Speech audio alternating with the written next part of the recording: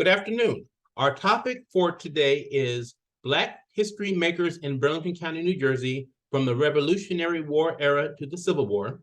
My name is Guy Weston. I am the editor of Og's Journal, and I'm also the managing director of the Timbuktu Historical Society. I'm sure you're wondering what Timbuktu is, and we'll certainly explain that a little later.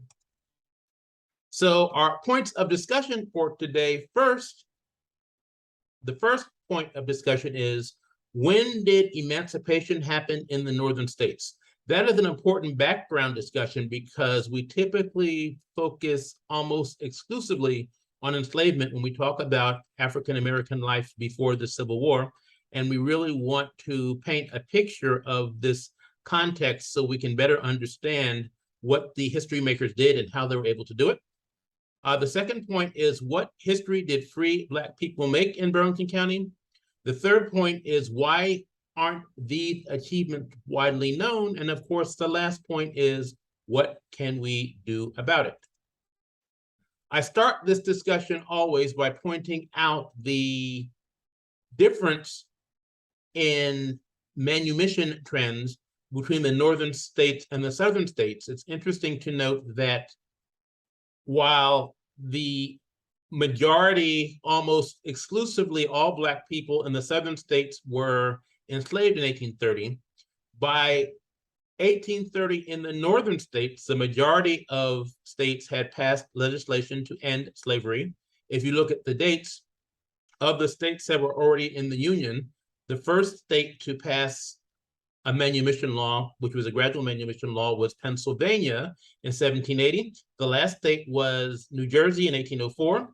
Even before Pennsylvania, in Vermont in 1777, their constitution outlawed enslavement from the outset. And so you see that all of the states had significant numbers of free Black people based on the coloring. The darkest colors had the largest proportion of free Black people. And we'll also talk more about what freedom meant, but the fact of the matter was that slavery was not legal any longer after these dates, with some caveats, of course.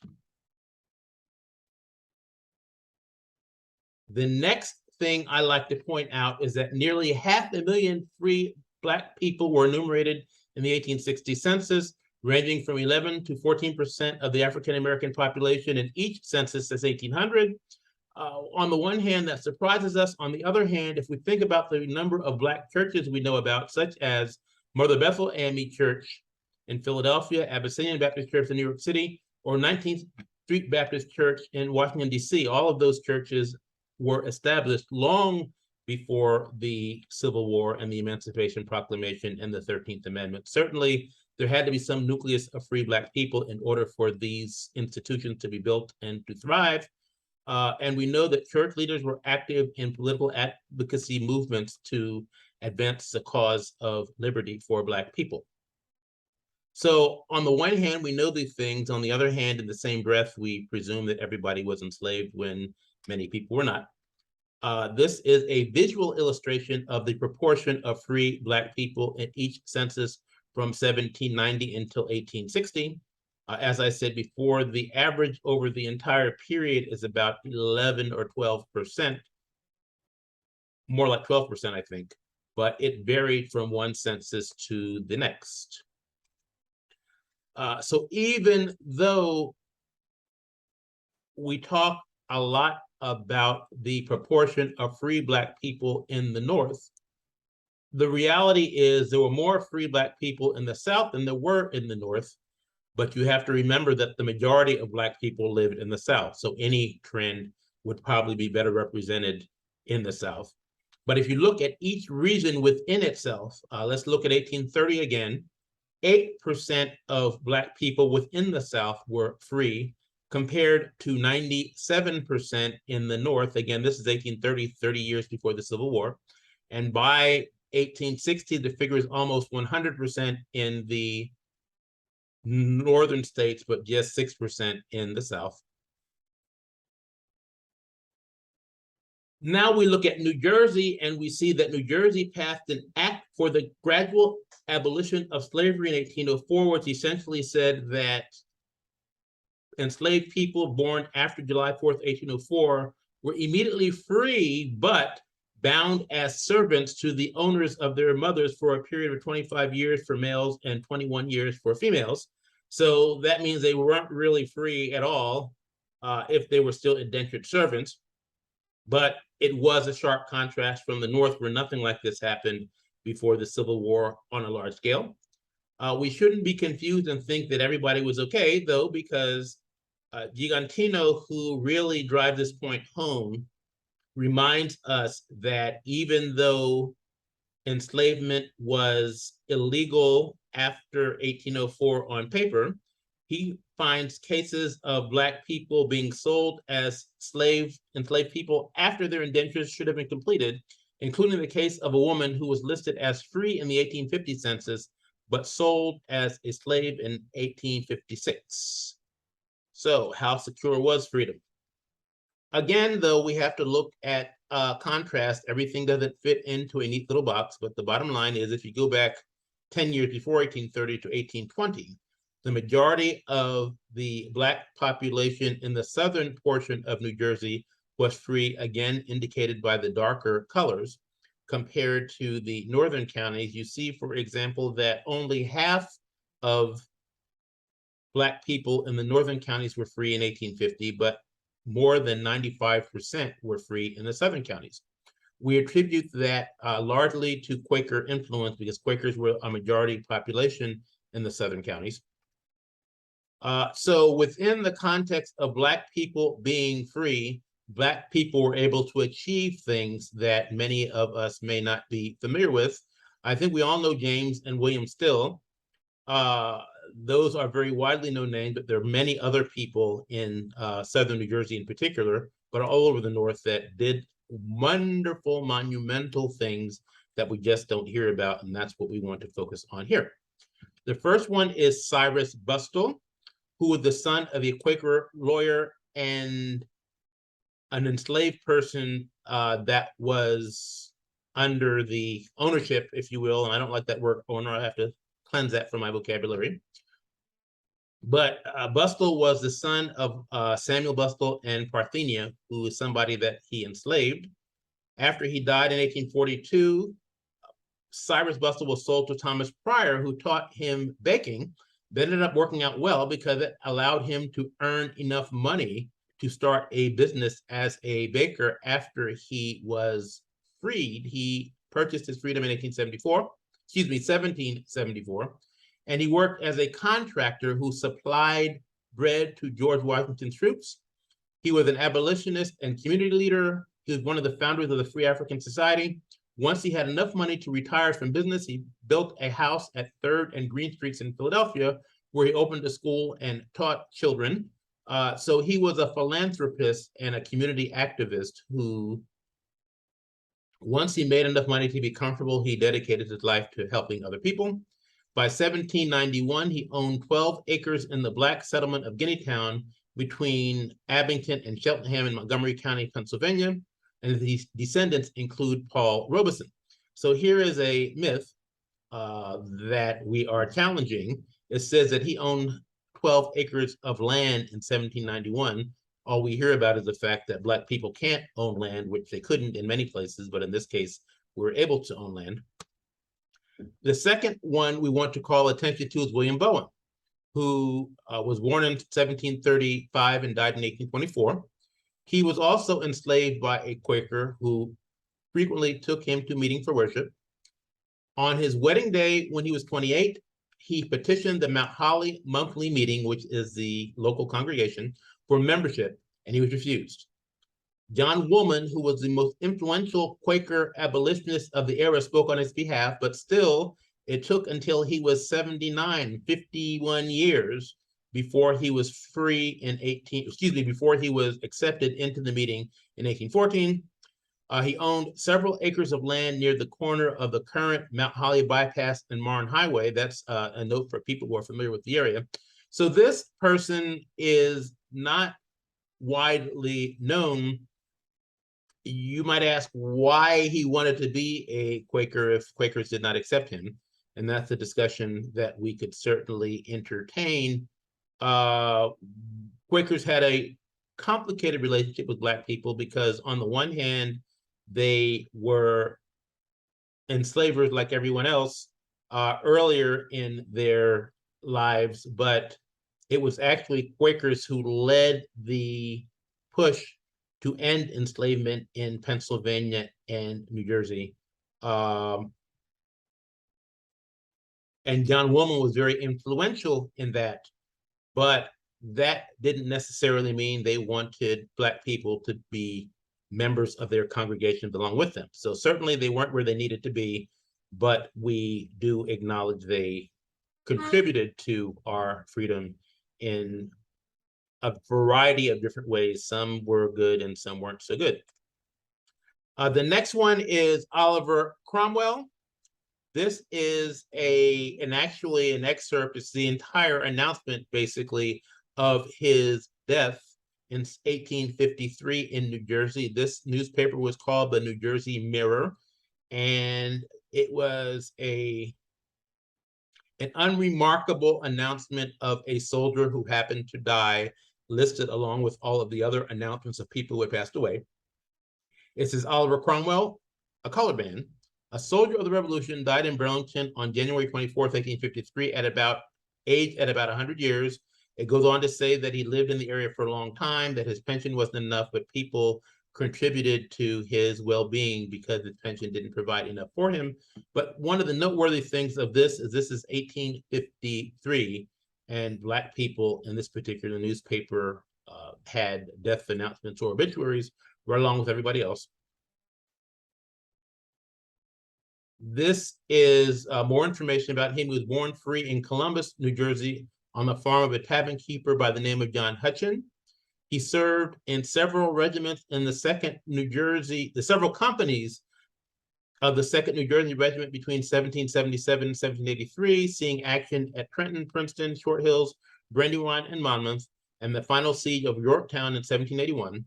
And George Washington personally signed his discharge papers. So this is another mythbuster, if you will, because long before the military was formally segregated, there are a few thousand people like Oliver Cromwell who served in the Revolution, and we don't hear about the fact that that happened. This is a famous painting about George Washington crossing the Delaware, and it had the Black man in it, so we wonder who the Black man is. Many people have suggested that this person depicted here may well be Oliver Cromwell, but the point again is that it's another indication of Black participation in the Revolutionary War. The next person we want to talk about is Peter Hill. He was born in 1767 and died in 1820. We have his exact birth and death dates, which we have for the prior people as well. He grew up in the household of a clockmaker named Joseph Holinshed, who was probably the enslaver of his parents. He married a woman named Tima Lewis on September 19, 1795, who was known for her writing skill and efforts to provide schooling to African Americans in the community through the Society of Friends, which is another name for Quakers. Peter began making clocks and watches in a shop attached to his home in 1795, when he actually made enough money to have his own clock shop. Later, he expanded his estate to include cattle, horses, and several acres of land. In 1814, he moved his clock-making business from Burlington to Mount Holly, which is only a distance of 5 or 6 miles, if that far, to be near the Quaker farming community, which also included a paper mill and ironworks. And on February 20th, he bought a brick house on a lot of land in Mount Holly, and he died later that year. 2 of his clocks have survived. That first one on the last slide was the one that's at the Westtown School in Westtown, Pennsylvania, which is near Westchester. This second clock is now held at the National Museum of History and Technology of the Smithsonian Institute in Washington. Amazing that a Black man was responsible for these clocks at the time that he was. Certainly, these were common ordinary clocks of that era, not common and ordinary in the sense that everybody had one, but it was a very typical type of clock that anybody of means would have. Certainly, if he made these during his lifetime, he had to be pretty well off financially. But again, it breaks a myth because he was in business for himself. This is easily 60 years before the Civil War. The next name we look at is a man by the name of James Still.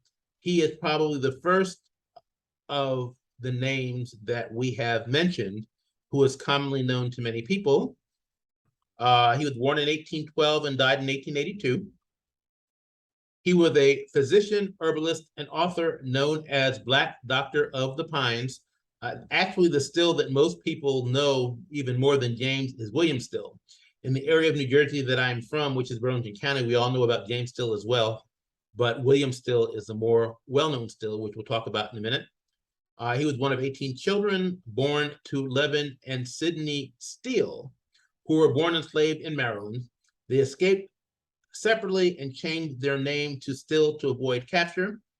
With much hard work and self-education, James Still became a successful and much respected doctor in the southern New Jersey and Philadelphia areas. And his life is chronicled in his autobiography, which was called Early Recollections of the Life of James Still, which was published in 1877.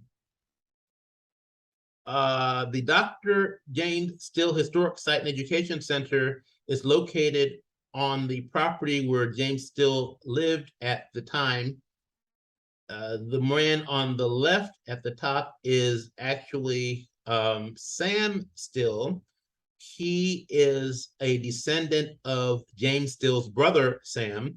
One thing that's unique, I think, about our area of New Jersey is that the Still brothers and sister had many, many descendants, but in the case of brothers, there are, I don't want to count a number, but I'm sure there are hundreds of people whose last name is Still who descend from these brothers. Sam is one of those, and his big project is this Historic Site and Education Center. His house, unfortunately, was torn down, but his office is still there, and they have been doing a lot of work to make sure everybody remember the story of Dr. James Still with the support of the government in New Jersey. But it's really, really exciting. We almost say we're jealous because how many people, first of all, have the same last name as their famous ancestor of 3 or 4 generations ago, but there are many, many people that have this legacy that they can be proud of. I shouldn't have used the word jealous, but that's just a joke. William Still is the Still that people know more about. He was known as a conductor on the Underground Railroad, and he was born in 1821 and died in 1902. He was the youngest sibling of those people. He was freeborn, as his brother was as well. He became an abolitionist movement leader and writer during the antebellum period, born on October 7th, 1821 in Chemung Township, Burlington County, which is in the southern part of the county, youngest of 18 children. In 1844, he moved to Philadelphia, and in 1847, he married Letitia George, who gave birth to their 4 children. That year, he was hired as a clerk for the Pennsylvania Society for the Abolition of Slavery.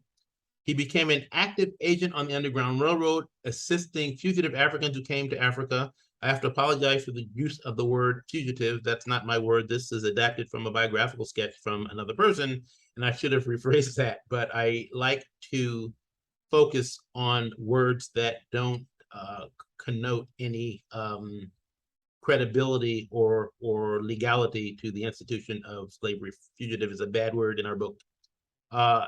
William Still is best known for his self-published book, The Underground Railroad, published in 1872, where he documented stories of formerly enslaved Africans who gained their freedom by escaping bondage. He kept meticulous records concerning African resistance to slavery by running away. He was one of the organizers and financiers of the Pennsylvania Civil, Social, and Statistical Association that collected data on free men and women. He was an advocate for universal suffrage. That was certainly progressive in his time. We didn't get universal suffrage until 20 years after he died, practically. He was a successful businessman who purchased real estate, opened a used stove and coal business, and eventually a coal yard in 1861. And because of his reputation, he was named to the Philadelphia Board of Trade in 1864. He was appointed to the post of peddler for the provisions of Black soldiers at Camp William Penn, which coincidentally is located in that area where Cyrus Buskell owned property probably almost 100 years before that in Montgomery County, Pennsylvania. That's where Black soldiers mustered into the military. This is Hezekiah Hall. Hezekiah Hall was not universally famous as a history maker. I point him out because he was the third husband of my fourth great grandmother. Her first two husbands passed away. This is noteworthy because not only because he was married to my ancestor, but he had an interesting story. This is his obituary from the local paper, which was called the New Jersey Mirror, from February 27, 1851. He had been born around 1791. This is the listing of obituaries for that particular day, and he is listed as the fourth person in the list with the most detail, unremarkably in the sense that it didn't say it calls him a colored person, certainly, but it doesn't have like a separate listing for colored deaths. It says in Timbuktu, near Mount Holly, on Friday last, Hezekiah Hall, colored, aged about 60 years. It goes on to say that early in life, he was a slave and belonged to Charles Carroll of Carrollton. For those of you that study history, you might recall that Charles Carroll was a signer of the Declaration of Independence and the first elected senator from Maryland. So this particular ancestor of mine was associated with a famous figure in history. Goes on to say that he escaped bondage in 1814, came to the area in 1824. He happened to be one of the first 4 settlers in a community called Timbuktu, which we will talk about in about 2 slides later, if not in the next slide. But it goes on to say he was regarded by everyone as a man of unblemished character, and the truly upright walk and Christian deportment commanded the highest respect. Again, this is the run-of-the-mill white newspaper of the era, which was a Quaker dominant area. And this is an obituary of a relatively common person, although he was associated with a very famous person in history. And the fact that he has an obituary and that he is highly regarded speaks to the context that all of these activities happened in. If we go to the next slide, we get an explanation of what Timbuktu was. It was settled beginning in 1826 by formerly enslaved and free African Americans with the assistance of Quakers. It was one of several antebellum free Black settlements in New Jersey, most of which were in the southern part of the state. It was a stop on the Underground Railroad, and Hezekiah and others, including other ancestors of mine, owned land, established schools and churches, and sometimes read about themselves in the local paper. We saw that when we saw Hezekiah's death announcement. But this is one of the clear indicators of Black people making history simply by establishing their own community and having their own institutions, institutions being churches and schools, including an AME Zion Church, an AME Church, and a school that was called the African Union School. Here we see the death of David Parker, who was also one of the first 4 Timbuktu settlers in September of 1826, along with Hezekiah Hall. He was very prominent. We know that by seeing his name in incorporation documents and news reports. We see that he was associated with multiple land transactions. He was, for example, the chairman of the trustee board of the AME Zion Church. He was one of the founders of the African Union School. He founded an organization called something like the Beneficial Society of the Sons and Daughters of Timbuktu and Vicinity, which was a self-help organization. Here, the obituary, it says, again, this is just excerpts, so I couldn't post the entire obituary like I did for my ancestor, but it says, David Parker, an aged colored man who for perhaps 1/2 century has occupied a prominent position with his race in this vicinity and had commanded the respect and esteem of a large number of white friends, died at his residence in Timbuktu on Sunday, aged about 75 years. King David, as he had been known in other years, was possessed of more than ordinary intelligence and a determined will, which made him a natural leader as long as his physical strength lasted, and he was in general at the head of any movement among them. And it goes on to say that he was an ardent Republican, which was for obvious reasons, the predominant political party of Black people of that era due to activities or actions of Abraham Lincoln. And it goes on, it concludes by saying, and these are just excerpts, the whole obituary is longer than this, but it concludes by saying, he'll be missed by citizens of both races, and much sincere regret is felt that his light has gone out. So he was a mover and shaker as a leader in Timbuktu.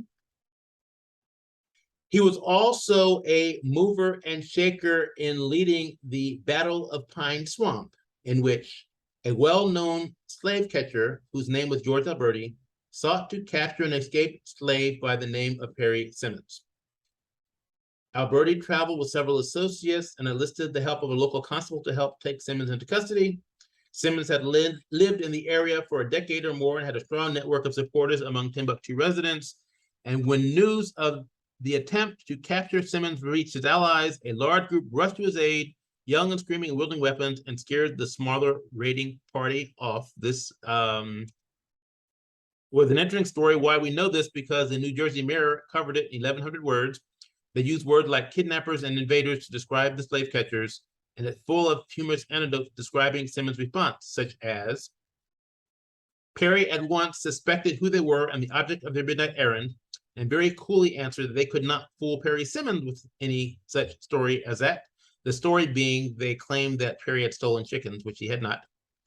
And then it says, old Alberti, who was the band leader of the kidnappers, at one time started up the stairway, but as he turned around so that the top was visible, he saw that the muzzle of Perry's musket was about a short distance from his nose.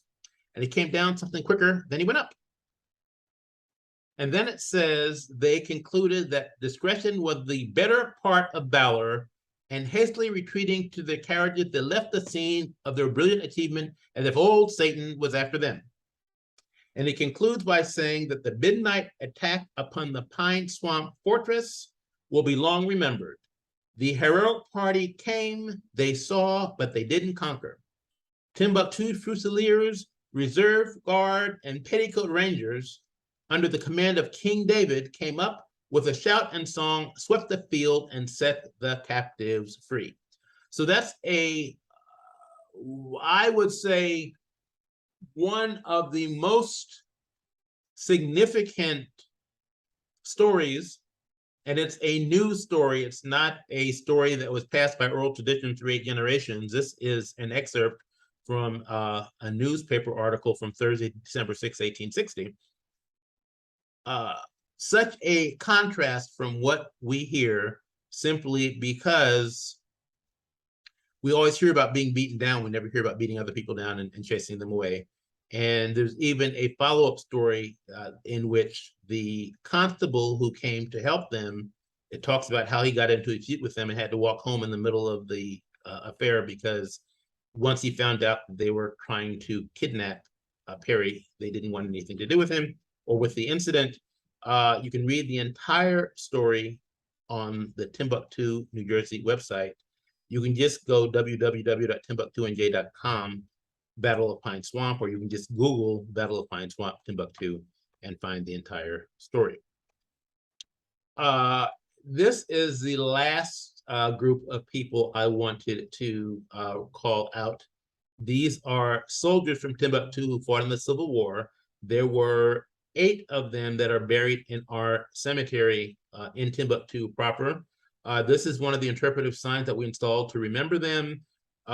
Military pension files are a gold mine with regard to learning things about people that fought in the Civil War, because they not only talk about the battles they fought in their military experience, they talk about things like what they did after they came out of the military.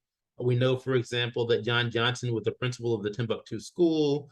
We know, for example, that Charles Love went into the military in 1863, came back out in 1865, went back in 1867, and stayed until 1892. Didn't speak to his wife a single time while he was gone, didn't write her a letter, didn't communicate. She thought he was long dead. She even married twice in the interim period. And then he came and showed up in 1892 or 3, and she took him back. And there's just a funny story about why would she do that if he had been abandoned for so many years. And so there are stories about, there's another story, I don't remember which one it was right now, of one of the soldiers who died. His wife remarried, and her new husband impersonated him and collected his pension, but got caught. And there's a funny story that goes with that. So there are all kinds of things that you learn about people who fought in the war from their pension files. I said this was an interpretive sign.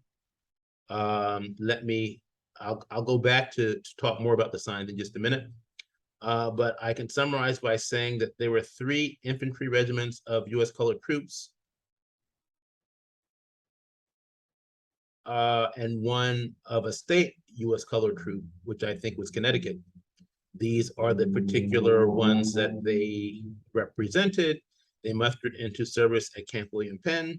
They served as privates, corporals, and sergeants in various companies. Most were freeborn, another common misconception. These were people that were born in the 1830s, mostly, and they were born free because they were born in New Jersey.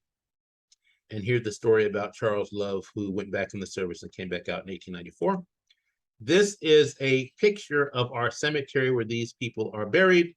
And that's the sign on the right, which also has a QR code that you can click on for more information about the soldiers that I just described.